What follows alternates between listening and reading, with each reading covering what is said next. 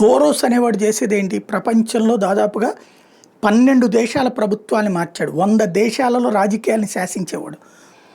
దానికి తగ్గట్టుగా ఆ దేశంలో తను పెట్టుబడులు పెట్టి వాళ్ళకి డబ్బులు ఇచ్చి ఆ డబ్బులతో అక్కడ రాజకీయాల్ని చక్రాలు తిప్పుతూ ఉండేవాడు. ఇప్పుడు అతనికి కూడా అర్థం కానిది ఏమైందంటే ఇప్పుడు కొత్త టెక్నాలజీస్ వచ్చేసినాయి.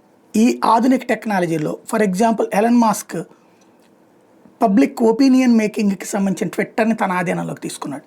అట్లాగే జుకర్బర్గ్ ఫేస్బుక్ ఇవాళ రోజున వీళ్ళందరూ శాసించబోతున్నారు. రాబోయే జెఫ్ బెజోస్కి సంబంధించినటువంటి అమెజాన్ కావచ్చు, వీళ్ళకి సంబంధించిన మీడియాలు కావచ్చు, వీళ్ళందరూ ఇప్పుడు ప్రజలని మెదళ్ళని తమ వైపుకి తిప్పడం. ఇప్పుడు ఫర్ ఎగ్జాంపుల్ వీళ్ళందరికీ తలా ఒక 100 కోట్లు 200 కోట్లు లేకపోతే ఒక 1000 కోట్లు ఇస్తే మనం ఒకళ్ళకి అనుకూలంగా ప్రొజెక్ట్ చేయడం, ఇంకొకరికి వ్యతిరేకంగా ప్రొజెక్ట్ చేయడం వీళ్ళు చేస్తారు వీళ్ళకి ఉన్నటువంటి టెక్నాలజీస్ ద్వారా.